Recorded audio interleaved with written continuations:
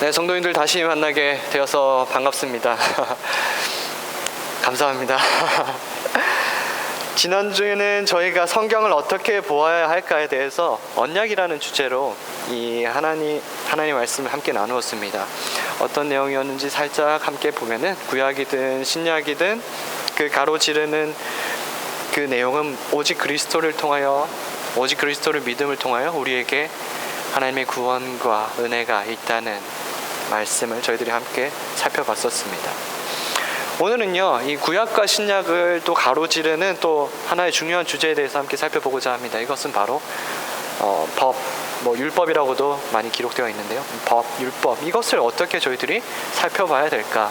이 구약과 신약 통틀어서 우리가 어떻게 이해해야 될까를 함께 살펴보고자 합니다.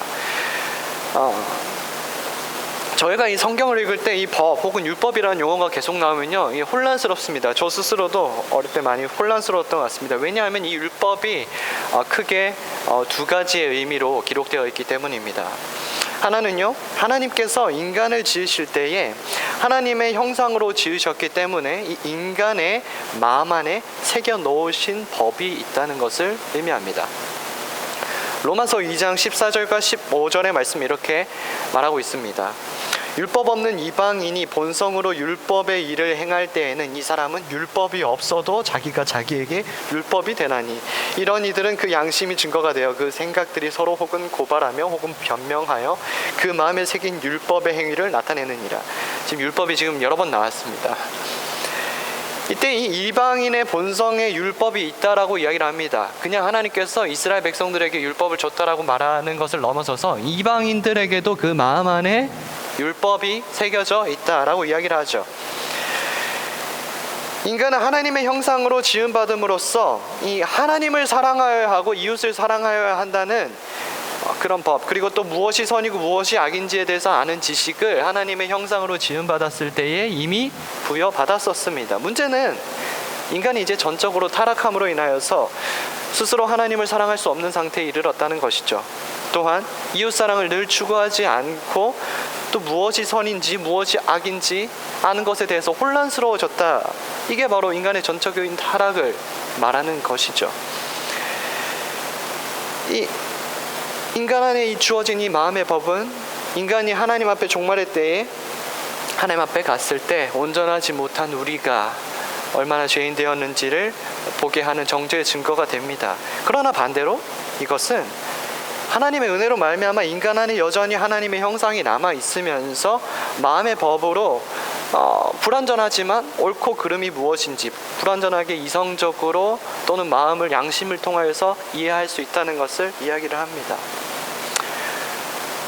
이렇게 인간의 하나님 형상 안에 지어진 인간의 마음 안에 하나님의 그 법이 이렇게 불완전하지만 흘러나오고 있다는 것을 율법이라고 한다면, 율법은 두 번째로 또 구약 이스라엘 백성들에게 하나님께서 이 모세를 통하여서 특별히 주셨던 그 법들을 의미합니다. 하나님께서는 이스라엘 백성들을 애굽에서 탈출시킨 이후에 이 국가를 위해서 특별히 법을 주셨습니다. 이스라엘 국가를 위해서 하나님께서 주신 이 율법들을 학자들은 또 크게 세 가지로 분류합니다. 죄송합니다. 계속 나누시죠. 인간의 마음 안에 새겨진 법도 있고요, 이스라엘 백성들에게 주어진 법이 있으면 그 법들을 또 세 가지로 구분하여서 학자들이 주로 설명을 합니다. 하나는 의식법입니다. 지난주에도 저희가 함께 살펴봤지만 그리스도께서 오시기 이전까지 그리스도의 구원 사역을 미리 나타내는 예표이자 그림자 역할을 하는 법들이었습니다. 예를 들면요, 예배와 관련된 법들이 신명기와 출애굽기에 엄청 나오고 그걸 읽으면 엄청 졸리죠. 예배와 관련된 법도 있고요, 제사와 관련된 법도 있고 할례, 절기를 지키는 법 등이 있습니다. 하나님께서는 그리스도를 이 땅에 보낼 것이었지만 아직 그리스도께서 오시지 않은 이스라엘 백성들에게 이 오실 그리스도가 누구이실지, 또 그리스도를 통해서 이 주시는 이 구원의 의미는 무엇일지에 대한 힌트들을 이스라엘의 율법 중에서 특히 이 의식법들이라고 이야기하는 이 법들 안에 담겨주셨습니다. 그리고 그 법들을 통해서 그리스도를 예표하셨습니다. 따라서 이 의식법은 이스라엘 백성들이 그리스도께서 오시기 이전까지 그림자의 그 율법을 통하여서 그리스도를 간접적으로 믿었다는 것을 보여줍니다. 두 번째 법들은요, 시민법이랑 재판법이라고 이야기도 합니다. 국가를 위한 법들을 하나님께서 이스라엘 국가를 위해서 특별히 주셨습니다. 누군가가 다른 사람의 소유물을 훔치거나 피해를 끼치게 되었을 때에 그대로 두면은 이 사회는 혼란스러워지고 국가는 거의 혼돈 상태에 빠지게 됩니다. 이스라엘이라는 국가가 유지되기 위해서 하나님께서는 국민들이 받을 피해들을 미리 고려하시기도 하시고, 또 미리 악한 행동들을 처벌하기 위해서 특별한 규정들을 세우셨습니다. 이 국가법들은 이스라엘 백성들이 악한 행동으로 나아가지 않도록 막는 이 이스라엘 국가를 유지하는 안전 장치가 되었습니다.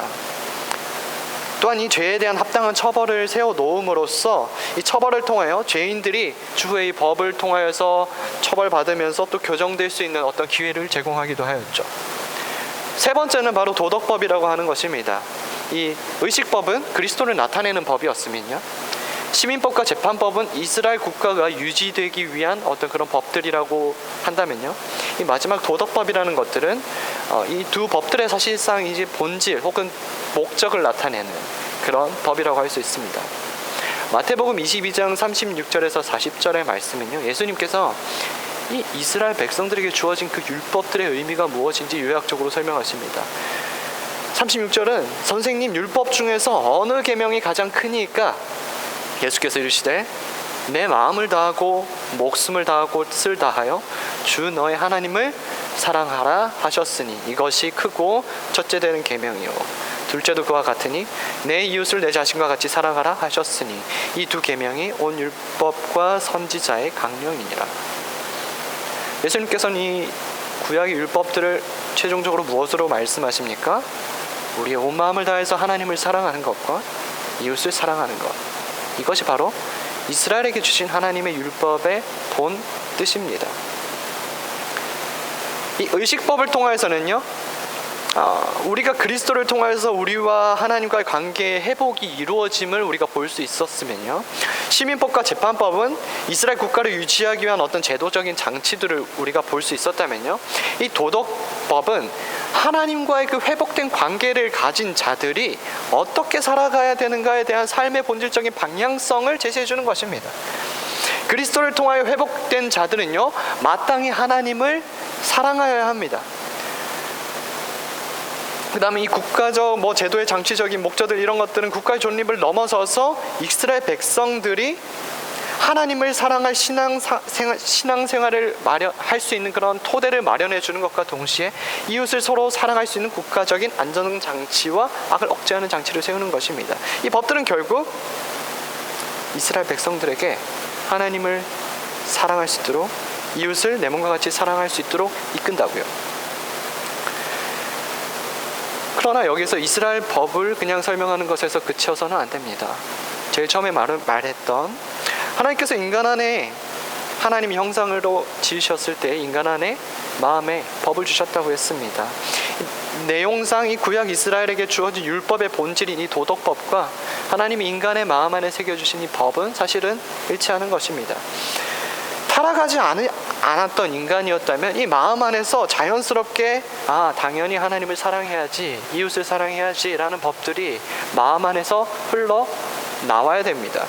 그런데 이 인간이 타락했기 때문에 이것이 자연스럽게 나오지 않고 무엇이 옳고 그른지에 대한 혼란이 있자 하나님께서는 특별히 이 법들을, 특히 이스라엘 율법이라는 그 율법의 테두리 안에서 그들에게 하나님을 사랑하고 이웃을 사랑해야지 라는 법들이 무엇인지를 다시 한번 알려주신 것입니다. 그럼 이제 개념들을 한번 살짝 정리를 해보겠습니다. 혼란이 너무 많은 용어들이 나왔으니까요.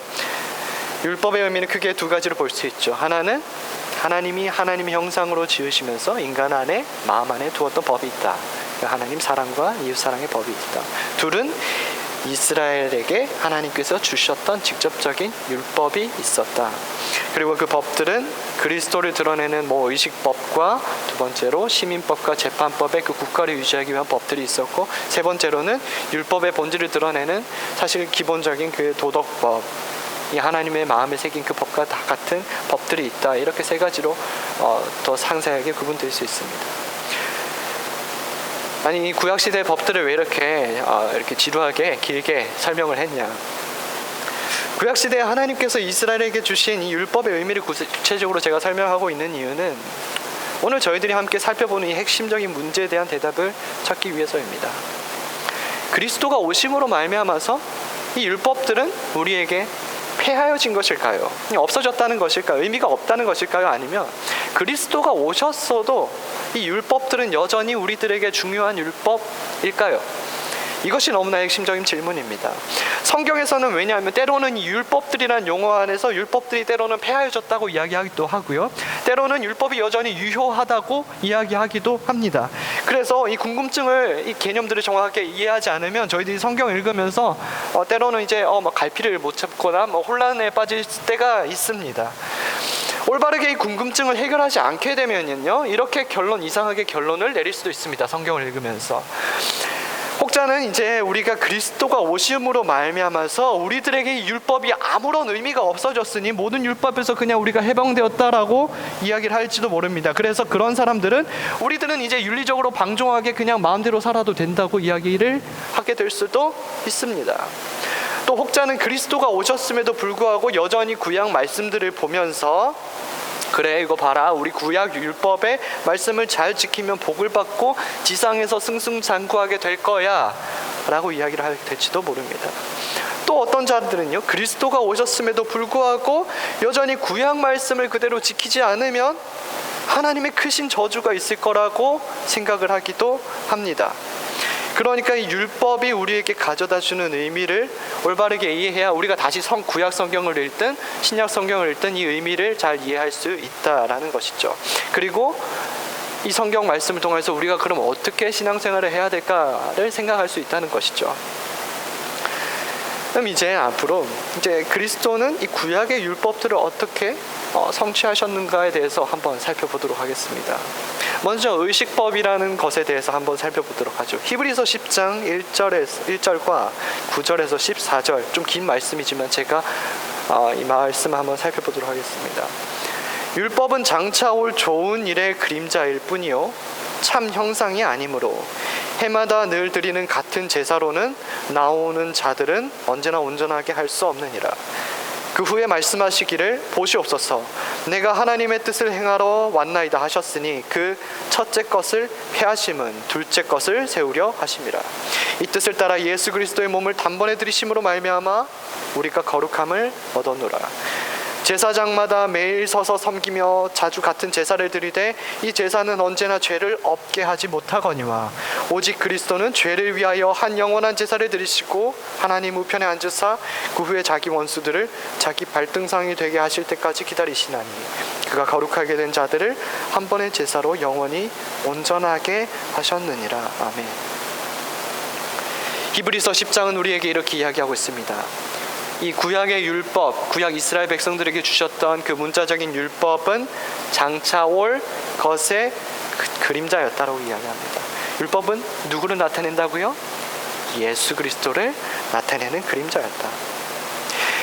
이제 그리스도께서 이 땅에 오셔서 의식법을 완전히 성취하셨음이 기록되어 있습니다. 그리스도께서 단 한 번에 자신의 몸으로 드리셨던 그 제사는 이제 이전에 구약 사람들이 드렸던 그 제사 의미가 이제 그리스도의 죽음으로 말미암아 완전히 성취되었다, 완성이 되었다는 것을 나타냅니다. 그리스도의 죽으심으로 말미암아 우리의 죄의 문제는 더 이상 실질적인 제사로 인하여서 해결되는 것이 아니라 그리스도를 믿는 믿음으로 말미암아 해결되게 됩니다. 이제 우리가 대제사장을 통해서 기도를 드렸어야 했다면 그리스도의 이름으로 하나님 아버지 앞에 직접 기도를 드릴 수 있는 권세를 받았습니다. 그리스도는 이 이스라엘 율법 중에서도 의식법들을 스스로 완전히 이루셨습니다. 그러니 이제 우리는 이 의식법을 문자 그대로 지키는 것이 아니라 그리스도로 말미암아 이 의식법을 이미 따르고 있게 되는 것이 되는 겁니다. 그래서 이 의식법을 우리가 문자적으로는 폐하였으나 그리스도 안에서 완전히 성취되었으니 우리는 따르고 있다라고 이야기를 하는 것입니다. 그리스도를 믿는 믿음으로 말미암아 이 의식법이 주던 하나님과의 회복의 의미를 완전히 누리게 되는 기쁨을 가지는 것입니다. 두 번째로 봤던 이 시민법과 재판법에 대해서는 이스라엘 국가를 위하여 제정되었던 이 시민법과 재판법은 이스라엘 국가의 멸망으로 인하여서 더 이상 문자적인 의미로 우리를 속박하지는 않습니다. 이는 이스라엘 백성들이 살아가는 당시의 상황과 국가적 상황에 맞게 이스라엘을 향하여서 특별히 세우셨던 하나님의 법이셨습니다. 물론 예수님께서는 이 법들을 잘 지키셨지만 우리는 이제 예수 그리스도를 믿음으로 말미암아 예수 그리스도 아래 들어가는 예수 그리스도의 백성이 되는 것이죠. 그래서 이스라엘 백성들의 그 특별한 상황과 환경에 주어졌던 이 시민법이나 재판법으로 불리는 이런 법들은 우리들에게 실효력은 가지지 않게 되는 것이죠. 문자적인 의미는 중요하지 않습니다. 그러나 이 시민법과 재판법은 그냥 단순히 하나님께서 세우신 것이 아닙니다. 그 시민법과 재판법의 그 내용 아래에는 도덕법을 향한 어떤 그런 가르침들이 있습니다. 도덕법은 무엇을 우리에게 알려주고 있습니까? 윤리적인 본질인 하나님을 사랑하고 이웃을 사랑하는 것을 나타냅니다. 이 도덕법은 그리스도와 어떻게 연결되고 성취될까요? 베드로전서 2장 22절의 말씀 이렇게 이야기합니다. 그는 예수 그리스도께서는 죄를 범하지 아니하시고 그 입에 거짓도 없으시며 하나님의 사랑과 이웃 사랑의 법을 그리스도께서는 완전히 따르셨습니다. 그는 하나님을 사랑하지 않거나 이웃 사랑의 법을 따르지 않음으로써 죄를 범한 적이 단 한 번도 없습니다. 그 마음으로 깊숙이 온전히 하나님의 법에 순종하신 분이었습니다. 히브리서 5장 9절은 이렇게 이야기하고 있습니다. 온전하게 되셨은즉 자기에게 순종하는 모든 자에게 영원한 구원의 근원이 되시고 그리스도는 온전하셨고 그는 하나님의 아들이자 하나님의 아들로서 온전히 사랑의 계명을 지켰다는 것이 성경은 증언하고 있고요.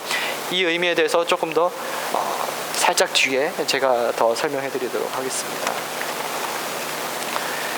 그러면 이제 그리스도께서 이 율법들을 완전히 성취하셨다는 것을 우리가 봤을 때에 이 그리스도인인 저희들과 어떤 연관성이 있을까에 대해서 함께 보려고 합니다. 먼저 마태복음 5장 17절과 18절은 다시 한번 그리스도께서 이 모든 율법들을 성취하셨다는 것을 이야기합니다. 내가 율법이나 선지자를 폐하러 온 줄로 생각하지 말라. 폐하러 온 것이 아니고 완전하게 하려 함입니다. 진실로 너희에게 이르노니 천지가 없어지기 전에는 율법의 1.1획도 결코 없어지지 아니하고 다 이루리라. 즉 그리스도께서는요 구약에 주신 특히 또 이스라엘 백성에게 주신 이 율법들을 모두 성취하고 완전하게 하러 하신 분이었습니다. 율법의 1.1획도 모두 그리스도 안에서 이루어졌습니다. 모든 의식법은 지금까지 봤듯이 그리스도 안에서 완전히 성취되었고 모든 시민법과 재판법 앞에서 전혀 죄가 없으신 분이셨으며 근본적으로는 도덕법, 하나님 사랑과 이웃 사랑을 위한 법을 온전히 의롭게 살아내신 분이었습니다. 이제 그리스도 안에서 이 온전히 성취된 이 의식법은 우리가 그리스도를 직접 바라보게 하게 되고요. 이 의식법을 통하여서 하나님과의 회복이 아닌 그리스도를 통하여서 직접 하나님과의 관계가 회복되니 의식법은 그리스도 안에서 완전해졌습니다. 재판법과 시민법도 이스라엘 백성이 아닌 그리스도의 백성 그 안에서 이루어지기 때문에 이제 문자적 의미에서 얽매이지 않게 되었다고 이제 이야기를 했습니다. 그렇다면요, 그리스도께서 이루신 그 도덕법은 어떻게 되는 것일까요? 갈라디아서 3장 27절은 이렇게 말씀하고 있습니다. 누구든지 그리스도와 합하기 위하여 세례로 받은 자는 그리스도로 옷 입었느니라. 이제 그리스도를 믿고 그리스도께 순종하는 자들에게는 영원한 그리스도의 의가 우리에게 옷 입혀집니다. 아담은 하나님을 사랑하지 않음으로써 인간에게 전적인 타락을 가져왔다면요, 이제 그리스도께서는 하나님 앞에서 완전한 순종을 보이심으로써 하나님을 향한 완전한 사랑과 이웃을 향한 완전한 사랑을 나타내심으로써 죄를 짓지 않으셨을 뿐만 아니라 완전한 사랑을 온전히 나타내신 분이었죠. 따라서 그를 믿는 자에게는 죄사함뿐만 아니라 완전한 의가, 그리스도께서 이루신 완전한 의가 어떻게 됩니까? 우리에게 옷 입혀지게 되는 것입니다. 그리스도께서는 도덕법을 완전히 지키셨고 그리스도를 믿는 믿음은 그리스도께서 이루신 완전한 의를 우리에게 전가합니다. 이제 우리가 도덕법을 완전히 지키느냐 지키지 않느냐의 문제는 그 자체로 우리의 구원의 문제를 좌지우지하는 것은 아닙니다. 그리스도께서 이미 이루신 온전한 의는 우리가 비록 죄인된 우리가 여전히 이곳에서 실수하고 넘어질 수 있지만 여전히 우리를 의롭다 칭하여 주시고 우리에게 믿음으로 구원을 주실 근거가 되신다는 것입니다. 그 결과 이 율법은 우리들에게서 무엇이 잘못인가를 알려줄 수는 있겠지만 그것이 우리들에게 더 이상 정죄함을 줄 수 없다는 것을 의미합니다. 그리스도를 믿음으로 말미암아 의롭게 된 것은 바로 우리의 새롭게 된 신분입니다. 두 번째로 우리는 구약의 율법에 그 순종을 하면 복을 받고 순종하지 않으면 영원한 저주에 빠지게 된다는 그런 의미를 함께 살펴보도록 하겠습니다. 그리스도께서는 이제 믿음으로 구원을 받은 자들에게 무엇을 말씀하십니까? 천국을 바라보라고 얘기하십니다. 천국은 영원한 하나님의 나라의 상급을 우리가 누릴 수 있는 그런 것입니다. 믿음으로 죄사함 받고 예수 그리스도의 의를 입은 우리들에게 이 천국의 약속이 있습니다. 이 천국 약속은요, 우리가 구약의 율법을 잘 지키면 복을 받고 잘 지키지 않으면 저주를 받는다는 그 말씀과 한번 연결지어 보겠습니다. 그리스도께서 모든 구약의 율법들을 성취하셨으니 그를 믿는 자들은 구약의 율법을 넘어서서 모든 하나님의 율법들을 그리스도의 의를 통해서 잘 지켰다고 이미 약속을 받았고 천국에 도달하는 그 상급을 약속받은 자들입니다. 그러니까 이제 우리는 이 지상의 복, 지상의 이 땅에서 누리는 잠깐에 누리는 그 복들을 넘어서서 예수 그리스도를 믿음으로 말미암아 영원한 하늘나라의 복을 이미 약속받았다는 것입니다. 그러나 그리스도를 믿지 않는 자들에게는 의가 부족하다는 것이 증명될 것이고 어떻게 됩니까? 하나님의 마지막 심판날에 하나님의 영원한 심판 안에 있게 될 것입니다. 우리들은 스스로 의로운 일들을 아무리 해도 우리들에게 존재하는 그런 죄, 하나님을 사랑하지 않는 가장 큰 죄의 문제를 해결할 수 있는 방법이 없습니다.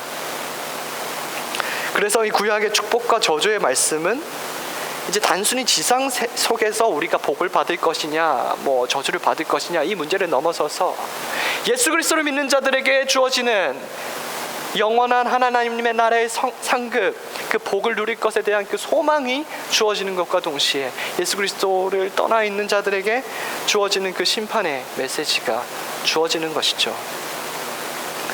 그래서 우리는 이 그리스도를 믿는 자들은 죄사함 받고 의롭다 칭함을 받음으로써 천국 상급을 선물로 받게 되었음을 늘 마음 안에서 상기하고, 그러면 어떻게 됩니까? 우리 마음 안에 기쁨이 있습니다.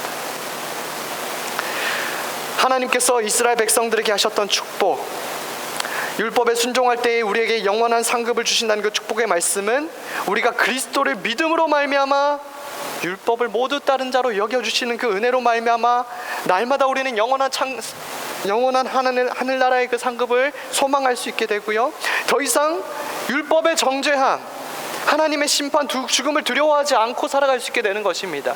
율법이 우리 안에 더 이상 사망이 되지 않는 것입니다.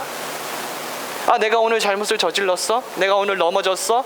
구원받지 못하면 어떡하지? 지상에서 하나님의 저주를 받으면 어떡하지? 이 문제가 아니라 예수 그리스도로 말미암아 우리에게 온전한 의를 입은 우리는 그 소망을 다시 한번 예수님께 눈을 돌리는 것이죠. 나를 구원하신 것은 내 의가 아니라 나를 사랑하신 예수 그리스도의 의구나. 하나님, 아직도 이 땅에서 내가 죄로 인하여서 씨름하는 나를 위해 내가 구원받을 수 있을까 없을까를 걱정하는 것이 아니라 이미 예수 그리스도로 이루신 그 은혜를 나에게 주시니 하나님, 나 연약하여도 나 부족하여도 하늘 소망 바라봅니다. 감사합니다. 이렇게 나아갈 수 있는 것입니다. 이것이 바로 하늘 상급을 받은 기쁨입니다. 우리는 더 이상 이 지상의 것을 지나치게 갈망하지 않습니다. 이스라엘 사람들은요, 율법이 주는 그런 지상의 축복과 번영을 소망하면서 어떻게 하면 율법 잘 따르고 지상의 축복이 어떻게 있을까를 갈망하지만, 우리는 이제 이 지상의 것을 넘어서서 영원한 하나님 나라의 상급을 선물로 이미 받았으니, 지상에서 물론 하나님께 우리가 도우심을 구해야 했을 때 하나님께서 평안한 삶을 주시기도 하시고 행복한 삶을 또 살 수 있도록 하나님께서 주셨을 때 우리가 은혜를 고백하지만, 그럼에도 불구하고 지상의 것을 누리지 못할 때도 얼마나 있지 않습니까? 때로는 우리가 기도를 해도 기도가 이루어지지 않을 때도 얼마나 있지 않습니까? 때로는 고난과 어려움이 여전히 존재합니다. 믿음이 있음에도 불구하고, 기도하고 있음에도 불구하고 고난과 어려움 속에 우리들이 얼마나 많이 살아갑니까? 육체적인 아픔은 어떻습니까? 그런데요, 우리에게 이 그리스도를 통해서 약속하여 주신 하늘 상급으로 말미암아 우리는 이제 지상의 것에 너무나 그 마음을 빼앗기는 것이 아니라 다시 한번 하늘 소망을 상기시키는 것이죠. 그래, 우리가 인내하자. 하나님이 우리에게 영원한 상급을 약속하여 주셨죠. 마지막으로 살펴보자면요, 이 그리스도를 믿음으로 말미암아 우리는 모든 율법을 그리스도 안에서 다 이루었으니까 이제 방종하게 살자, 이렇게 나아가지 않습니다. 우리가 믿음이 있기에 좋아, 그러면 이제 너희 구원 받았으니까 아무렇게나 살아라 라고 이야기하지 않습니다. 물론 구약의 이스라엘에게 주신 율법들은 그리스도 안에서 모두 성취되었습니다. 율법을 온전히 따르지 못함으로 인한 법조문의 정죄는 신자들에게 더 있지 않습니다. 그러나 신자들에게는 여전히 하나님의 이 도덕법을 따라 살아가야 할 충분한 의무가 있습니다. 마태복음 5장 19절 20절은 그래서 이렇게 말씀을 하고 있습니다. 그러므로 누구든지 이 계명 중에 지극히 작은 것 하나라도 버리고 또 그같이 사람을 가르치는 자는 천국에서 지극히 작다 일컬음을 받을 것이요, 누구든지 이를 행하며 가르치는 자는 천국에서 크다 일컬음을 받으리라. 내가 너에게 이르노니 너희 의가 서기관과 바리새인보다 더 낫지 못하면 결코 천국에 들어가지 못하리라. 이 계명 중 작은 것 하나라도 버리지 말라라고 말하는 것의 의미는요, 이 의식법이 그리스도를 가리킨다면요, 우리는 이 의식법의 본 의미인 그리스도를 믿음으로 믿고 순종하며 나아가야 한다는 것을 보여주고요, 더 나아가서 도덕법인 그리스도께서 완전히 따르신 하나님 사랑과 이웃 사랑을 그리스도께서 스스로 먼저 그것을 하나님 앞에 순종하며 따르는 그 모습을 보이셨다면, 우리도 그리스도를 따라 하나님을 사랑하는 것과 이웃을 사랑을 하기 위해 애쓰며 살아가게 된다는 것을 다시 한번 일깨우게 되는 것이죠.